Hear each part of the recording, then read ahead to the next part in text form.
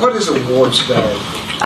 It happened quarterly, and they would get awards for like top AR readers, AV honor roll, citizenship awards, all of those things. So just celebrating the kids and their Parents achievements. invited to? Yes, sir. And where does it take place? The cafeteria. Okay. And it's just people rotate in and out in the morning? Yes, based on the grade levels.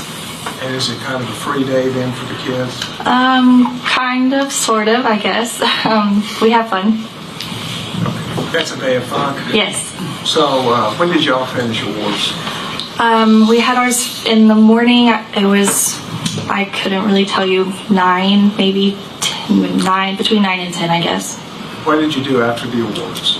We went back to the classroom for a little bit, and then until it was time for them to go to rotation at the library. So you went to the library after you were in the classroom. Yes. And then next, what did you do?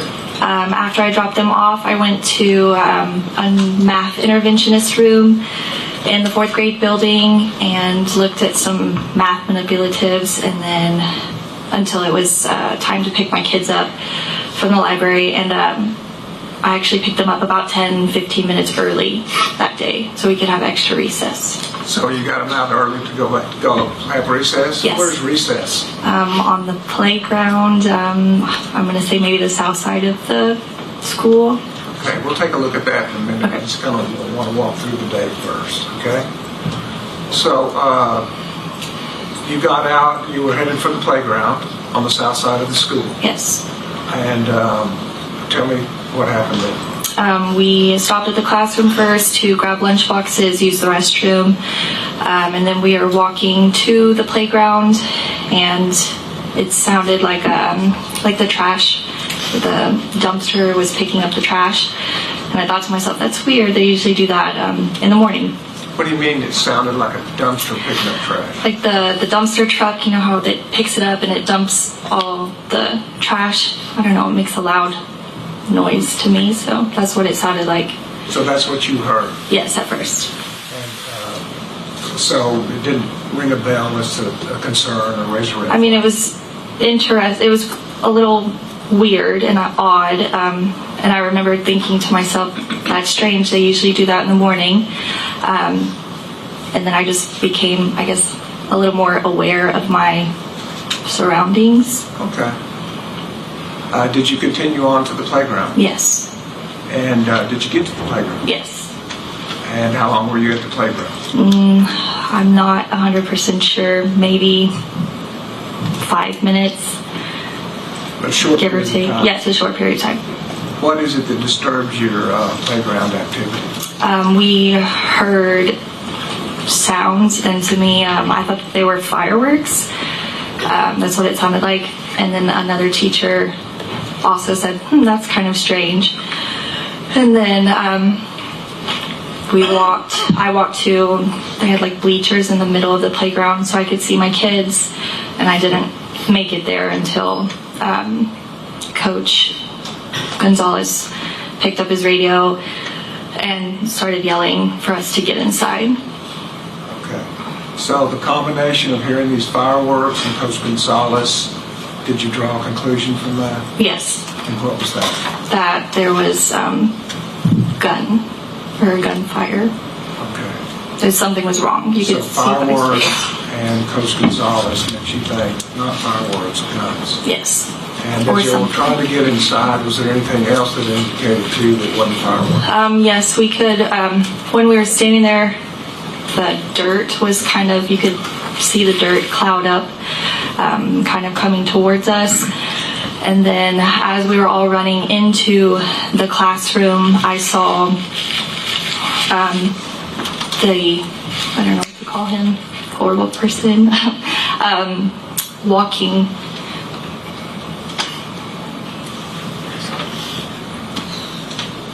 Just take your time. We can hold on.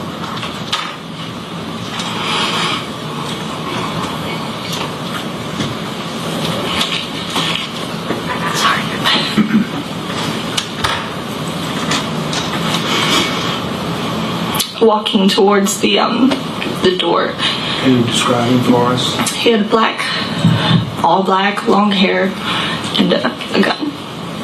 You saw a gun? Can you describe that for us?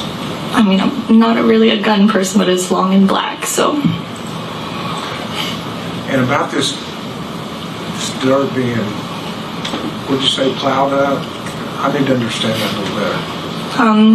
Like I don't know if you drop something in dirt or sand, I guess, and it kind of makes a cloud, and then I don't know how else to explain it. Okay, and did you see one of those clouds or more than one? More than one. More than one. And so how many children did you have with you? In my personal class, or all together? Good question. Let's start with your class. At the time, I wasn't 100% sure, but I think there was about 10 to 12 students. With you? Yes, the rest had left. And there was another class out there? There were several other classes on the playground. At the time this puffing of the dirt was going on? Yes. Do they all allowed to intermix them for that period Yes. of time? Okay. So the coach has given you instructions, you had your own confirmations, you actually see somebody with a gun. Pretty stressful? Yes. Did it prevent you from acting? No. What did you do? I yelled to the kids to get in the classrooms. The second grade teachers had opened their doors to let us in. And I went to the first classroom and I stood outside the door to make sure everybody had gotten off the playground. So you got through the door before all your kids did? Not all of them, but yes. And so but you didn't go in? No. And why is that? To make sure they were safe and inside. And did you make sure? Did you make sure they were all safe inside before you went inside? Yes. And so when you went inside, what did you do?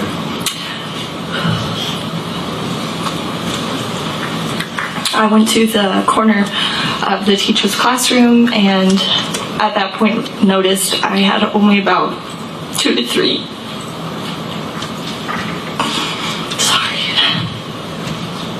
Of my own students in there, and so realized that they were kind of spread out into other classrooms. And then, Did that cause concern for you? Tell me about that.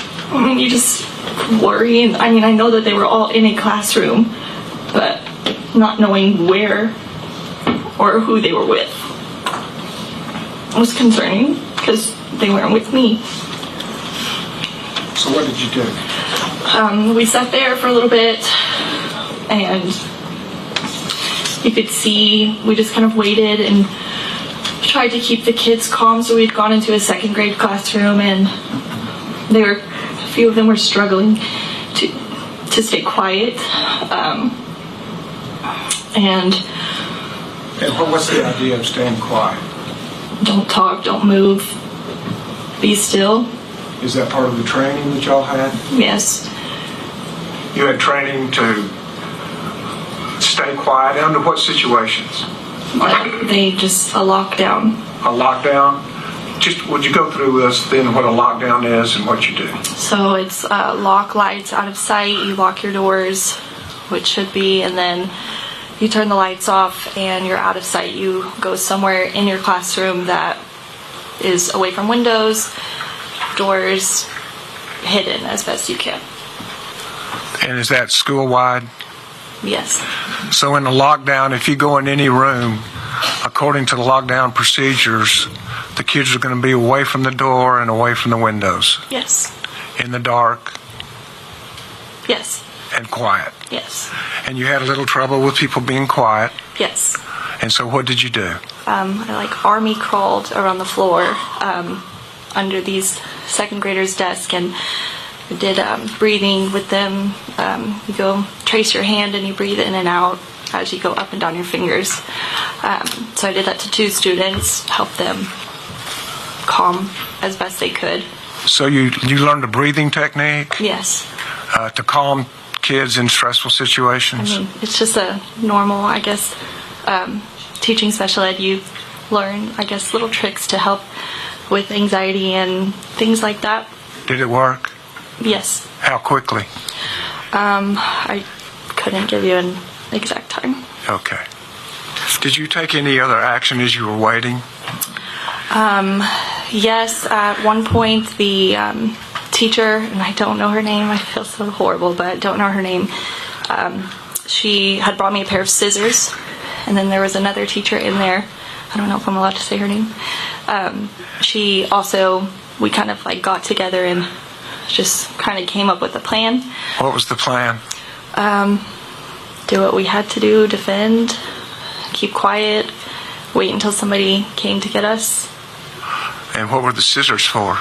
I guess protection to fight if we needed to.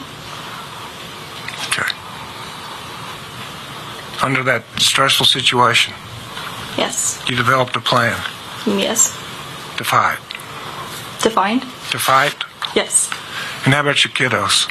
They were doing the best they could to stay calm and quiet. They were doing what they were supposed to be doing.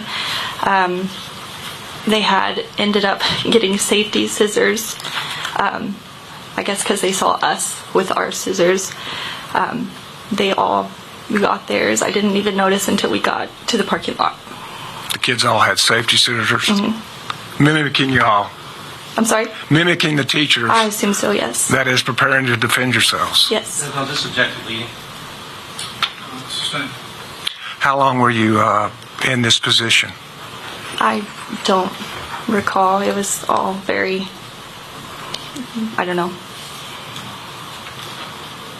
What did you do while you were there? Where? In the classroom? Yes, ma'am. Help the kids stay calm, was ready to go. At one point, we just made sure we followed the rules. At one point, the two other teachers we were with, or I was with, they couldn't remember if the door was locked or not, or they just weren't sure. And so I remember being on the opposite side of the classroom, and they were tying an extension cord up into the door. I don't know how to explain it, but there's like a triangular shape metal frame that helps it open, and they were tying an extension cord around it to try and make sure it was, I guess, secured the best it could be if the door wasn't locked. Okay. And that was the other two teachers? Yes. At some point, you were relieved or you evacuated, is that Yes. correct? Tell us about that. We kept hearing knocking on the door, and we were taught, don't answer the door, somebody will come in and get you. But after several knocking, like times knocking, and again, I was on the opposite side of the room. One of the teachers, she peeked open the curtain to see, I guess, who it was. And it was law enforcement. And so at that point, she opened the door. They came and said, we're going to move you guys to the parking lot. So once everybody's ready, we're all going to move quickly but safely to the parking lot and wait there. And did you do that? Yes. And how did your day end then?